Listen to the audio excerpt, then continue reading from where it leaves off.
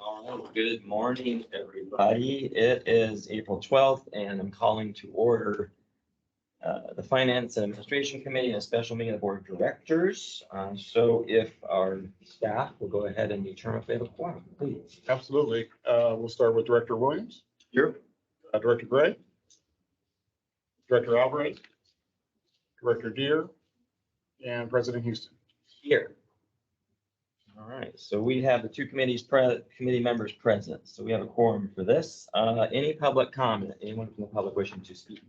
We have no public comments on the online system and no public comments here in the room. So no public comments at this time. Very good. Well, we'll move on. Presentation. I don't believe we have any presentation. Okay, action calendar, item 5A, approval of minutes. And we'll have our acting board secretary, Hazel Vasquez, provide that item and the recommendation. So Hazel. Good morning, Chairman Houston, Director Williams, and anyone else joining us for this meeting this morning. I'll have you turn and packet page 4, where item 5A, approval of minutes, begins. And so this morning, we have 2 sets of minutes available for your review and consideration. The first is the March 10th special board meeting minutes. Those begin on packet page 6. And then following that, we have the special board meeting minutes for March 15th, and you can see those beginning on packet page 8. We don't have anything of note to share with you regarding those 2 sets of minutes. So if you have any questions, I'd be happy to answer those. Hey, any questions? I have none. I don't have any either, so I recommend these go forward to the board for approval. Director Williams? Encouraged. Excellent, thank you. All right, next item is 5B as in boy, some community outreach events. Okay, and Hazel, I believe you'll also walk us through those items and provide the staff recommendation. Yes, I definitely will. So if I could have you turn to packet page 10, we have 3 items for community outreach events for your consideration today. So beginning on packet page 10, the first item listed there is the Venice Marina LAX Lions Club 18th Annual Bingo Night and Barbecue Dinner. This is a request from Director Houston for a sponsorship in the amount of $250 for the 18th Annual Bingo Night and Barbecue Dinner that is to be held on Saturday, May 6th. This $250 sponsorship would grant West Basin a district booth / table to distribute district information. And of note, this event was sponsored in the previous fiscal year, 21-22, in the same amount of $250. Our next item for your consideration is the El Segundo Education Foundation's Ed Gala. This is another request from Director Houston for this event that is being held on Friday, May 19th, 2023. His request is for the board to consider a $2,500 sponsorship that would grant West Basin an advertisement promoting district awareness. West Basin did previously sponsor this event in the previous fiscal year, 21-22, in the amount of $1,500. The third item before you today is the Topanga Community Center's 48th Annual Topanga Days event. This is an event spanning 3 days from Saturday, May 27th to Monday, May 29th. Director Houston is requesting that the board consider a $500 sponsorship, and this would grant West Basin a district booth or table to distribute district information. The district last sponsored this event in the previous fiscal year, 21-22, in the amount of $500. And with that, I will read the recommendation that appears on packet page 11. Our recommendation is that the board consider approving sponsorship of 1, the Venice Marina LAX Lions Club 18th Annual Bingo Night and Barbecue Dinner event to be held on Saturday, May 6th, 2023, in the total amount of $250. 2, the El Segundo Education Foundation's Ed Gala event to be held on Friday, May 19th, 2023, in the total amount of $2,500. And 3, Topanga Community Center's 48th Annual Topanga Days event to be held from Saturday, May 27, 2023 to Monday, May 29, 2023, in the total amount of $500. And I did want to point out that approval of these events would leave a remaining budget of $24,750. And with that, I'd be happy to answer any of your questions. Thank you. Any questions? No questions. I'd like to move staff's recommendation. Very Oh, good. no. All right, very good. I concur and thank you, Hazev, at the tail end for telling us the balance. It got approved, so appreciate that. So we both recommend this goes to the board for approval. Thank you very much. Okay, 5C as in cat, replacement of e-procurement system. Yes, so I believe we have Joanna here to provide our report and recommendations for the replacement of our Mercell e-procurement system. So Joanna, please. Yes, thank you, Greg. And good morning, Chairman Houston and Director Williams. Morning. West Basin currently utilizes an electronic procurement system called Mercell Source to Contract, formerly known as Negometrics. We use this system to manage our solicitation and procurement processes for goods and services. West Basin entered into a 5-year agreement with Negometrics at the time in November 2020 after conducting an extensive pre-qualification and RFP solicitation process. And to quickly recap our efforts in 2020, staff demoed about 14 e-procurement solutions. We then conducted a 2-phased solicitation process consisting of a pre-qualification phase and an RFP phase. Based on the proposal evaluation scores, 3 vendors were shortlisted and selected to participate in a final interview phase. Ultimately, Negometrics scored the highest and was awarded the contract. In June 2021, Negometrics was bought out by Mercell, and about a year later, in April 2022, the district received a notice from Mercell informing us of the closure of their U.S. headquarters and a significant decrease in support services. Staff opted to continue to utilize the Mercell system as we were assured by our main point of contact that we would continue to have access to the software and that he would be available and provide us with the support that we needed. However, at the end of June 2022, our main point of contact left Mercell, and now we are left with very little support from this platform. Mercell has served the district well over the years. However, due to the recent closure of their U.S. operations and lack of support services, this presents a significant risk to the district's procurement processes. So in response to this development, staff revisited the top proposals received from the 2020 pre-qualification and solicitation process, and we participated in updated product demonstrations to further evaluate the solutions. After conducting a comprehensive analysis and negotiation, it was concluded that OpenGov procurement is a software that best suits the needs for the district. West Basin is able to contract for the OpenGov software through a Sourcewell cooperative agreement with SHI International Corporation. Cooperative agreements are allowed by the district's procurement policy under section 5-1.104G. OpenGov is a US and actually a California-based company that offers a robust and secure platform.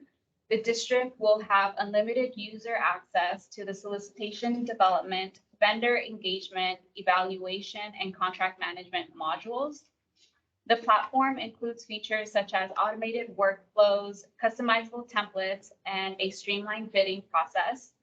The system will also interface with the district's website to automatically post our solicitations onto the district's website. Their customer service and technical support team is based in the US, and they are available to address issues or concerns for both our vendors and our district staff. Their platform is also user-friendly, which will enable our team to quickly adapt and learn how to use it effectively. In addition, OpenGov has a track record of successfully implementing their software for numerous public agencies across the US, such as the City of Manhattan Beach, City of Santa Monica, City of Pasadena, and Palmdale Water District. So now if you would like to turn your attention to packet page 30, I believe, you can see a breakdown of their 3-year costs. To summarize, the platform will cost a total of $97,928 for 3 years for unlimited users. And at this point, I can read the staff recommendation and open it up for questions or take questions now. Go ahead and read the recommendation. Okay, so the recommendation is that the board authorize the general manager to enter into a 3-year agreement with SHI International Corporation through the Sourcewell Cooperative Agreement for the OpenGov e-procurement software for a total not to exceed amount of $97,928. Excellent. All right, thank you very much. Any questions? Director Williams? Okay, thank you very much. What do the references say? We've had some good responses from the references. Again, they are done a good job of also onboarding, if you will, a number of other their Marcel clients, but they happen to be over in Florida. So, so we haven't really talked to those individuals, but we've talked to the staff over at Pasadena to sort of understand where it is, since they were the most recent sort of one that's sort of there, and they also will serve within the Department of Water and Power as well. Also, if I may add, the city of Milpitas conducted a case study and they found a 75 to 90% time savings per solicitation by switching over to OpenGov. And then the city of Banning also conducted a case study and found that they received 3 to 5 times more bids per solicitation with OpenGov than with their previous solicitation system. And last, Palmdale Water District also conducted a case study and found that 80% to 90% reduced solicitation publishing cost per bid. What about Manhattan Beach? I have not Yeah, reached we out actually- to them. I can't remember how long they've been with them, but we can certainly do so and report back. Yes, since they're right, they're our customers. So that's all I have. I mean, at the general manager, I'm assuming that you are supportive and you're behind this. I am supportive and I am behind this. That's all I have for him. Great, no, thank you. I really don't have any questions. And OpenGov has been around for quite some time and is pretty well regarded from everything I've seen. and heard. Correct. So OpenGov is a platform in which, and to go back in a little bit, when we did conduct it in 2020, the platform was actually Procure Now, and then OpenGov actually acquired Procure Now to be able to add that to sort of their offerings, if you will. They have a data transparency, they have a budget platform, and so they are growing, if you will, their sort of software solutions, if you will, to government agencies. And this is sort of the latest, if you will, sort of acquisition that's there. And so it was good to see sort of the evolution of moving from a Procure Now platform to now being part of OpenGov and the continuing enhancements that they're seeing there. During our sort of discussions in 2022, we noted that they were continuing to make improvements and working with, their recent acquisitions, if you will, customers to share with them sort of the latest things that are there. So we are looking forward to working with the solution there. And we do believe that the transition would be relatively smooth and that it is user-friendly to the users. And we've also made sure that some of our project managers had a chance to take a look at it too, so they were comfortable in sort of like the shift, if you will, because, changing software is something that you're used to working with, is something that's there, and this now opens it up for more than just procurement team, but just any staff within the district to be able to use the system as well. So.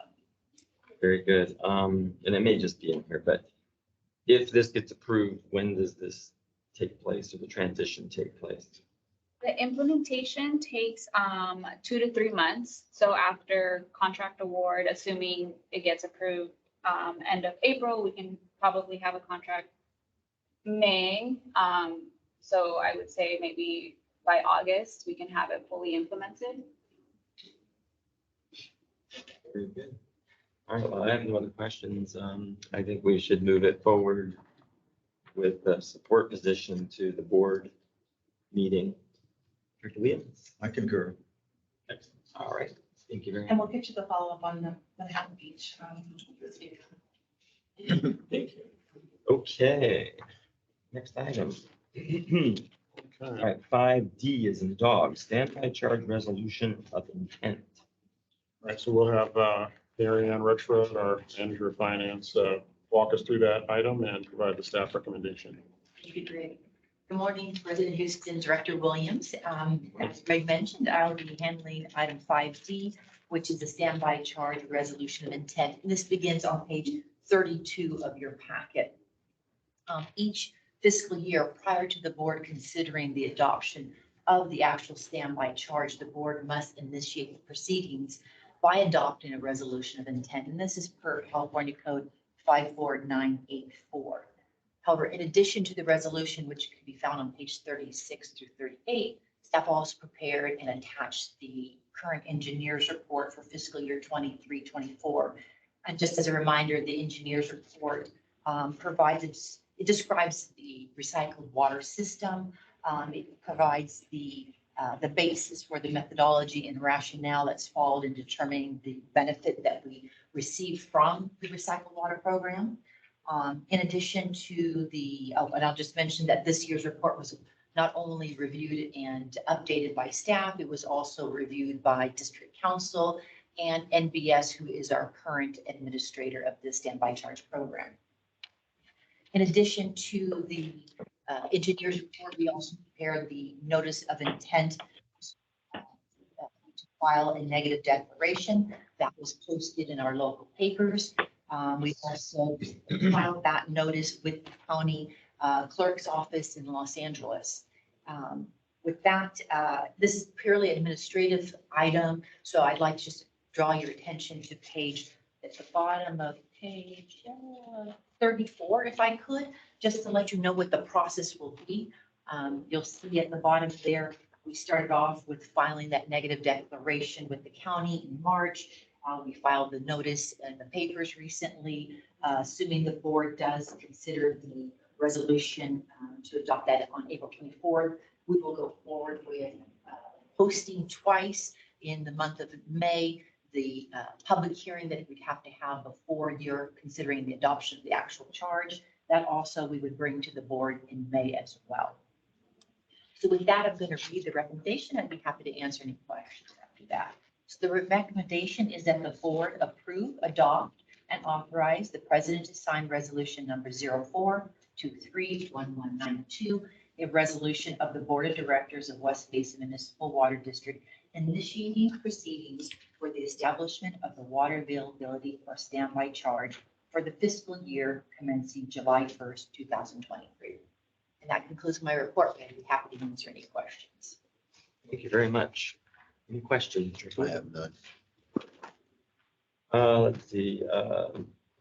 Obviously, you said that legal counsel, I guess, probably previous legal counsel and current legal counsel, or both. We started the process with prior legal counsel, but we have since discussed and actually met virtually with the current legal counsel on this issue as well.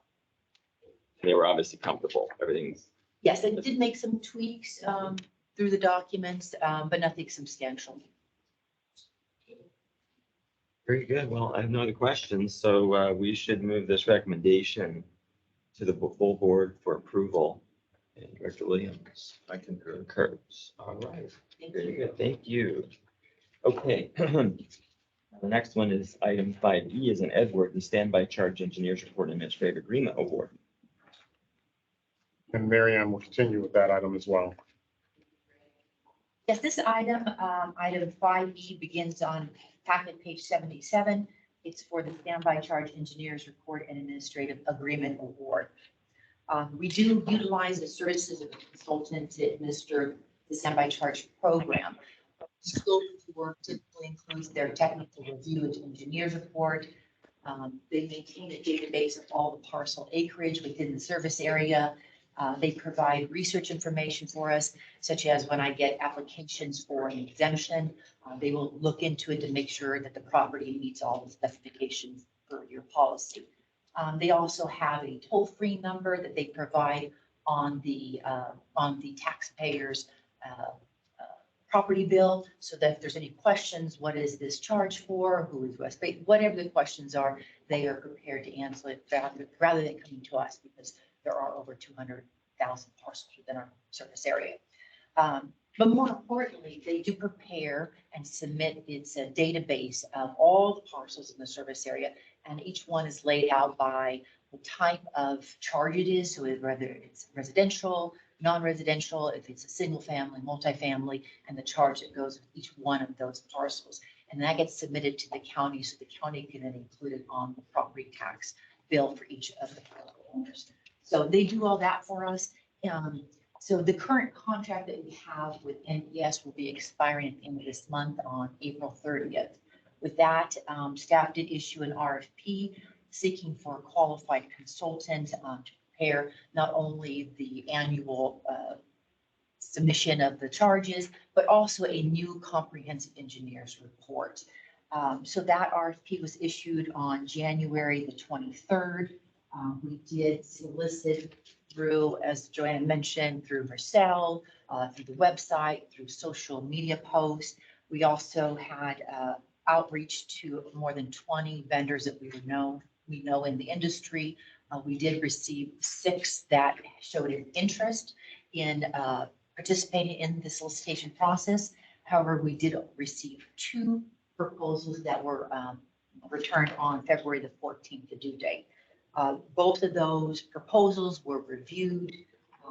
It was found that both consultants we would interviews, we had interviews on the 28th. But during that interview process, we did note that it appeared that the consultants did not fully understand what we were asking for in light of the new comprehensive engineers report. So then we set up a meeting between them and our old district council to discuss the reasoning of why we wanted a new engineers report based on some of the comments that were received during the standby charge report proceedings. And so during that time, each of the firms had an opportunity to ask district council questions and also staff. And at the end of those meetings, we did ask both firms to submit a best and final offer. Unfortunately, Wildan, one of the consultants that have proposed, did withdraw their proposal. However, DTA, the second consultant, did submit a revised proposal with a revised fee. And so today you will see in the memo here, staff is recommending that we go with DTA. The DTA is, we're very confident they have the knowledge and experience to perform the tasks that were included within the scope. Their leader within the enrollment of both special taxes and assessments. They've been around since 1985. Also, in speaking to our new district council, we found that they also hold DTA in high regard as well. So with that, I'll read the recommendation and I'll be happy to answer any questions. The recommendation on page 79 states that the board of directors authorize the general manager to enter into an agreement with DTA Municipal Solutions for standby charge engineers report and administrative services beginning May 1st, 2023 through April 30th, 2026 for a total not to exceed contract amount of $108,750. That concludes my report, and I'd be happy to answer any questions. Thank you very much. Any questions? Again, a reference check, would we hear from their references? I have not done that, but I'm happy to do that and get back to you on the records. Please do. I think that's a good idea. Okay, very good. In the meantime, we can move forward. Recommended approval to the board. Yeah. We have a whole bunch of people standing in line, knocking on the door to get in here. Yeah, really on this one, not so many, right? Greg, please. I just want to acknowledge that Director Gray has arrived to the meeting, and so if you'd like to have her also. Thank you. I will acknowledge that Director Gray has joined us, so if you could mark her attendance. Thank you very much, Director Thank you Gray. very much. Thank I you. don't know if you heard the presentation, but did you have any questions? I did. I did You hear do? the presentation. Oh, thank you. I did. Okay. Thank you. So thank you very much. Thank you. So, no, I don't have any questions at this time. Thank you for doing the due diligence you had to deal with to get to this point on this. So with that, I would recommend we move it forward for approval to the full board. Director Lee?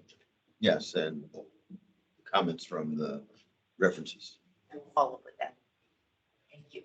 Great, thank you very much. Okay. Information calendar, item 6A, our monthly financial report.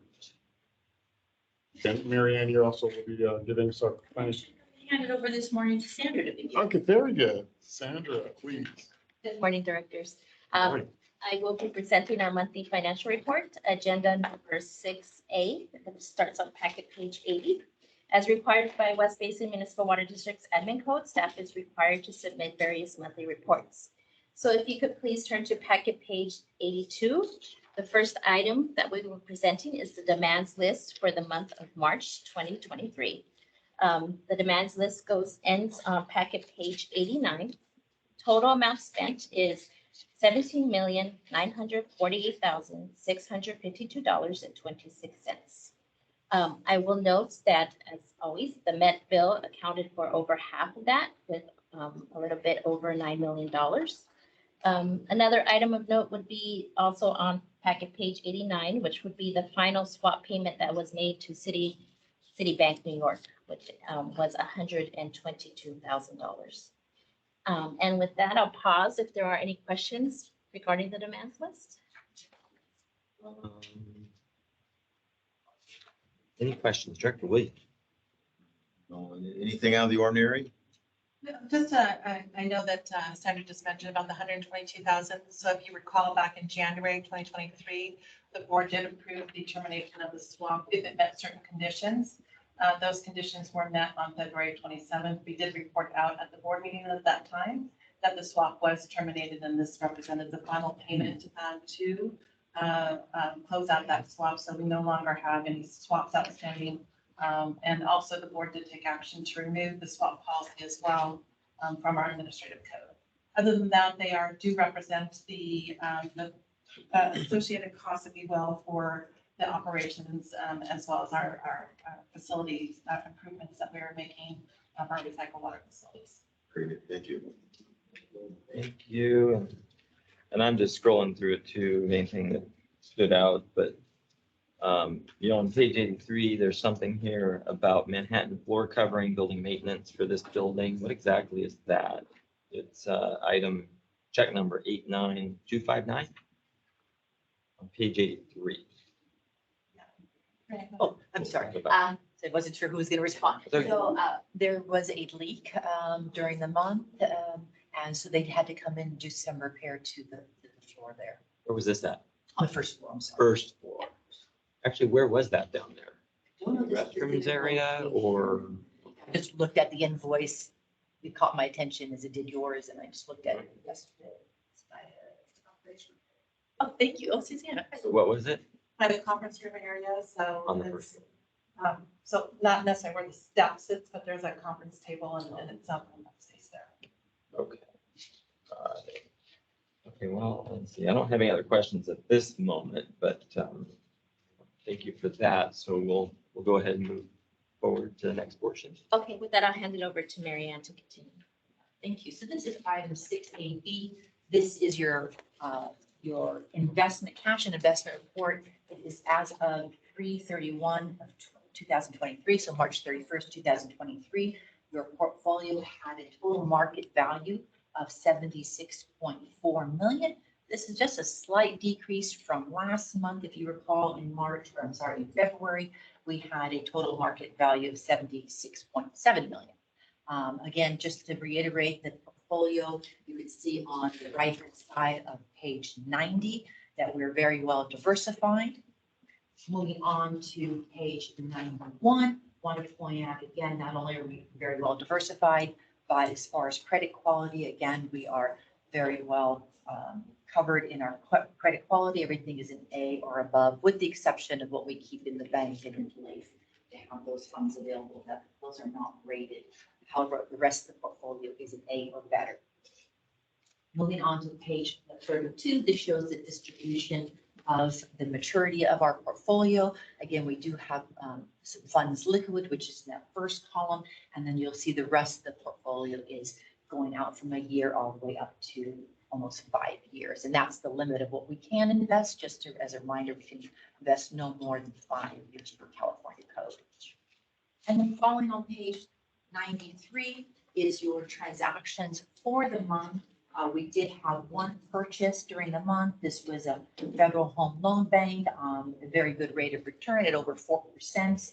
And we did have one call during the month. This was a JP Morgan at 100,000. So not a lot of activity, but there you are on page 93. We do state that. And then the rest of the report from page 94 all the way through 102 is a list in detail of all the holdings within the portfolio in detail by the security description, with yields and the maturity dates and so forth. So that's all there for you. So with that, I'll pause to see if you have any questions before we go on to the next report. Questions, thank you. Thank you. So moving on, the next report is the monthly sales. I believe there should be a handout for you here.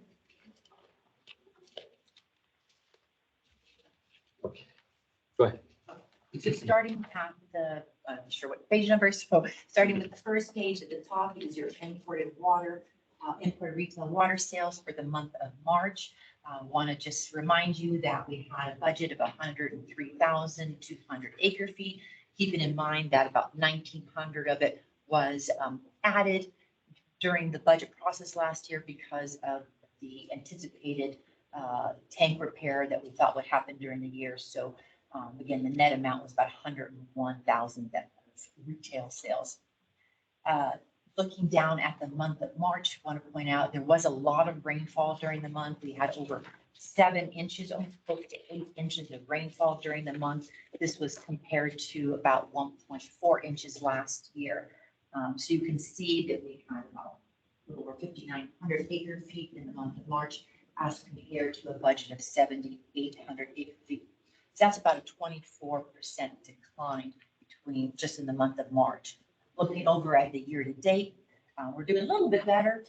For the year to date, we're at 67,000, almost 500 acre feet compared to a budget of 77,300, which is about a 13% decline in drop from what we had budgeted. As I mentioned, a lot of rainfall this year, a lot of conservation messaging, all helping to reduce our water sales.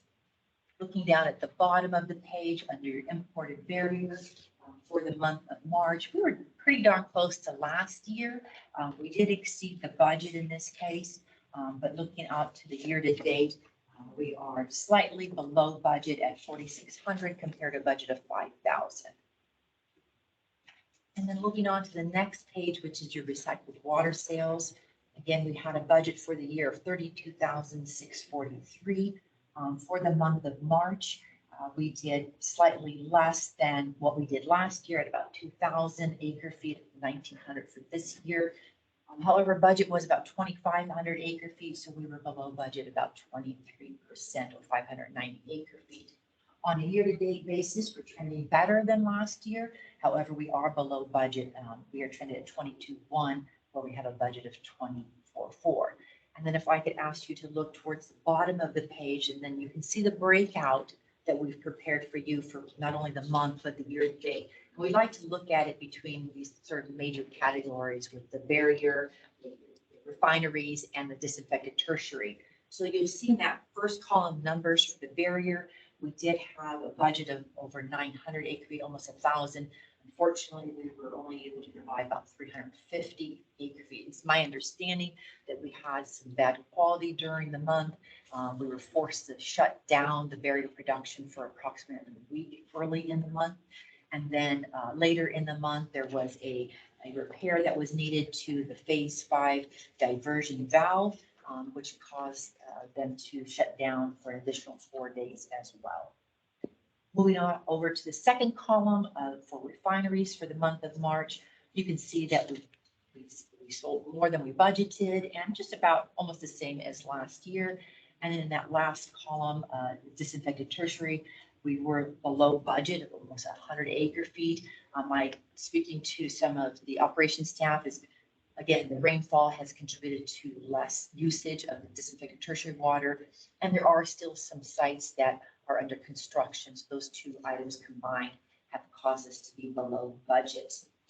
Moving down to the year to date, at the bottom of the page, same sort of information. You can see we're trending less on the barrier. Again, with the issues that we've had with some of the water quality coming through, refineries, we're trending higher than budgeted. And under the disinfected tertiary, similar to what I mentioned for the month, the rainfall has obviously caused us to sell a bit less than what we had budgeted. With that, I'll just pause and see if there's any questions that I can answer for you. Questions? No, thank you. My only question, because this is for March, obviously, so last month, and we had a shutdown with bad water quality or what have you for the barrier. Now, is that something that gets detailed more in the E&O committee? I believe there's an operations report of their O&M, and so yes, there would be in more detail about some of those events. Okay. I do speak to the operations department prior to presenting, just to get a flavor of, sort of the overarching reasons. But when it comes to the details, unfortunately, I'm not an engineer, so that would be important there. Okay, understood. And so because of the time frame, I suppose an update like this will be in this month, which is next week, I think. If you want any update or questions, I'll be glad to answer any at this point or. No, not right now, but I'm just curious when it would be detailed, so with that committee will. Well, I don't really want it now, to be honest with you, but I think it's good if you all are ready to talk about it in the E&O committee. But I would assume that's usually where you would talk about that type of issue, why we had to shut down, right? Okay, got it. All right, thank you. And I'm heading back over to Sandra to complete our monthly reports. Sandra. Thank you. I can ask, please turn to packet page 108, item number 6AD. This is the Director's Conference and Travel Expense Report for the month ending March 2023. The total amount spent is $29,930.23. And then on packet page 109, which is the last item on the monthly financial report, and this is the executive management and staff travel expense. And the balance ending is $45,395.18. And with that, I will pause for any questions. Any questions? No, thank you. All right, no questions. That's the end of the report, correct? Okay, thank you. So moving on, we have no closed session. Director's comments or future agenda items. Director William, anything? We have a meeting at 3 o'clock, budget We meeting. have a budget workshop at 3 o'clock today to go over essentially the expenses for the district for fiscal year. Thank you. Very good. I'll be here. Thank you. Okay, very good. Director Gray, do you have any comments or questions?